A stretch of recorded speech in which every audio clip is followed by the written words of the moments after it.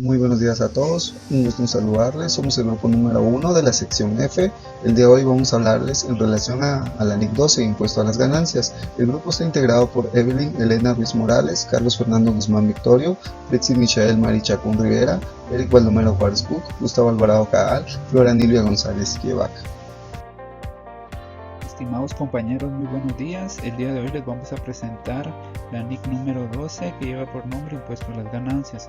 El objetivo de esta norma pues es prescribir el tratamiento contable de los impuestos a las ganancias.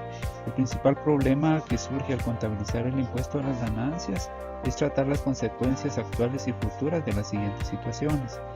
Primero, la recuperación en el futuro del importe en libros de los activos que se han reconocido en el estado de situación financiera. Lo segundo es las transacciones y otros sucesos del periodo corriente que han sido objeto de reconocimiento en los estados financieros. El alcance de esta norma se aplicará a la contabilización de impuesto a las ganancias. El término impuesto a las ganancias pues incluye todos los impuestos, ya sean nacionales o extranjeros, que se relacionan con las ganancias sujetas a imposición por las autoridades fiscales. La norma también nos da una serie de definiciones, dentro de las más importantes les menciono las siguientes. La primera, ganancia contable, es la ganancia o la pérdida neta del periodo antes de deducir el impuesto a las ganancias. Las otras son ganancia fiscal, que es la ganancia de un periodo calculada de acuerdo con las reglas establecidas por la autoridad fiscal sobre la que se deben de pagar los impuestos. Un impuesto corriente, que es la cantidad a pagar por el impuesto a las ganancias relativo a la ganancia del periodo correspondiente. Los pasivos por impuestos diferidos son las cantidades de impuestos sobre las ganancias a pagar en periodos futuros, y los activos por impuestos diferidos son las cantidades de impuestos sobre las ganancias a recuperar en periodos futuros. Al relacionar estos dos términos pues surgen diferencias temporarias, ¿verdad? Que son las que existen entre el importe en libros de un activo o pasivo en el estado de situación financiera y su base fiscal. Hay dos tipos de diferencias temporarias, las imponibles y las deducibles. También aparece un concepto que es base fiscal. Esta es de un activo pasivo, es el importe atribuido para fines fiscales para dicho activo pasivo. Los dejo con mi siguiente compañero. Continuando con la presentación, tenemos lo que es el reconocimiento de pasivos y activos por impuestos diferidos. Ante esto, la norma establece dos diferencias temporarias, una que es imponible y la otra que es deducible. Pues son aquellas diferencias temporarias que dan lugar a cantidades imponibles o deducibles al determinar la ganancia o pérdida fiscal correspondiente a periodos futuros, cuando el importe en libros del activo sea recuperado o el del pasivo sea liquidado. Para el reconocimiento de las diferencias temporarias imponibles, pues la norma establece que se reconocerá un pasivo de naturaleza fiscal por causa de cualquier diferencia temporaria imponible, a menos que la diferencia haya surgido por dos razones.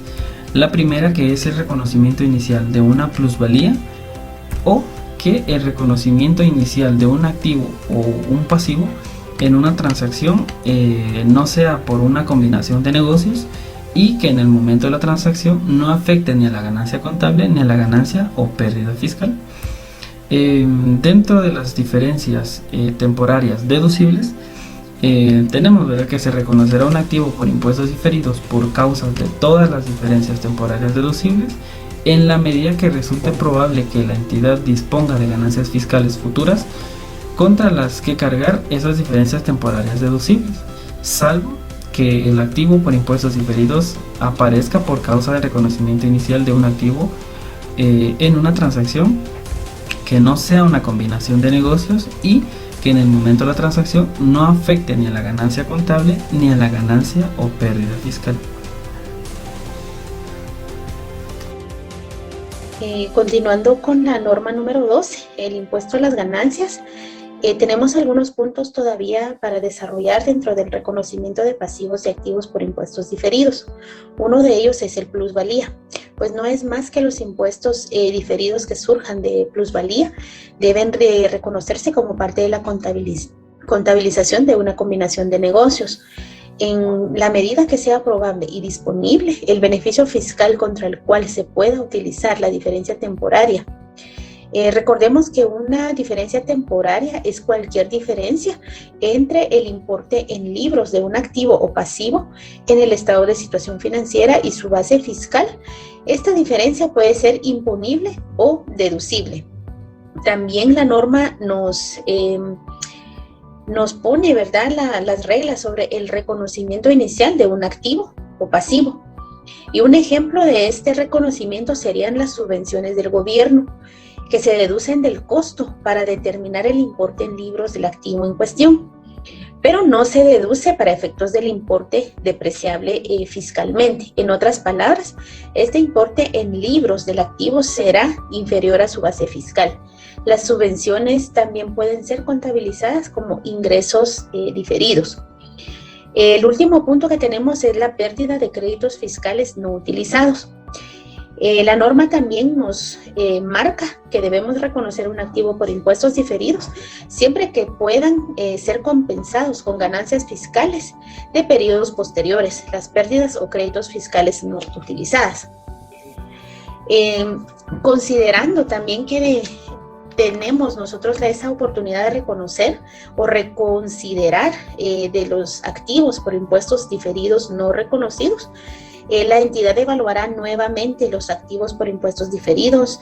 En este momento, pues la entidad procederá a registrar un activo de esta naturaleza que anteriormente pues no haya reconocido, siempre que sea probable que las futuras ganancias fiscales permitan la recuperación del activo por impuestos diferidos. De las inversiones en subsidiarias, sucursales y asociadas, así como las participaciones en acuerdos conjuntos, estas diferencias temporarias aparecen cuando el importe en libros de las inversiones financieras en estas entidades pues puedan darse, ¿verdad? Ya sea en subsidiarias, sucursales asociadas o de las participaciones en acuerdos conjuntos. Y se debe considerar la guía establecida en los párrafos del 28 al 31 ya mencionados anteriormente por los compañeros que me antecedieron. Muchísimas gracias. Muy buenos días, licenciado y compañeros presentes. El día de hoy les voy a hablar sobre la Ley 12 e impuestos a las ganancias y empezaremos con la medición. Para los pasivos corrientes de tipo fiscal debe medirse por la cantidad que se espera pagar o cancelar. Los activos y pasivos por impuestos diferidos deben medirse empleando una tasa impositiva. Los activos y pasivos, ya sean corrientes o diferidos, se miden usualmente por las tasas y leyes fiscales, esto dependiendo de cada país. En el caso que se apliquen diferentes tasas impositivas por los niveles de las ganancias de los activos y pasivos, se va a medir a una tasa promedio. La medición de los pasivos por impuestos diferidos y activos por impuestos diferidos reflejarán las consecuencias fiscales que se derivan de la forma en que la entidad va a operar o la entidad opera. Para las diferencias temporarias se calcula tomando como referencia el importe en libros de los activos y pasivos y debe someterse a una revisión fiscal para cada periodo que se informa. Ahora les hablaré sobre el reconocimiento de impuesto corriente y diferidos. Para la contabilización de los efectos fiscales debe ser coherente y reconocerá las consecuencias de los dividendos en los impuestos a las ganancias. Esto ha sido por hoy, les dejo con mi siguiente compañero. Buenos días, licenciada y compañeros. Pues continuando con lo que es la NIF 12, vamos a seguir hablando de lo que son partidas reconocidas en el resultado. Entonces, lo que indica la norma es que el impuesto corriente y diferido se reconocerá como un ingreso o como un gasto en el cual pues, se debe de incluir dentro del resultado del periodo. Hay excepciones o excepto aquellas partidas en las cuales surge una transacción que se da en un periodo diferente y que está fuera del resultado, ya sea que esté en otro resultado integral o en el patrimonio, o también puede ser por una combinación de negocios.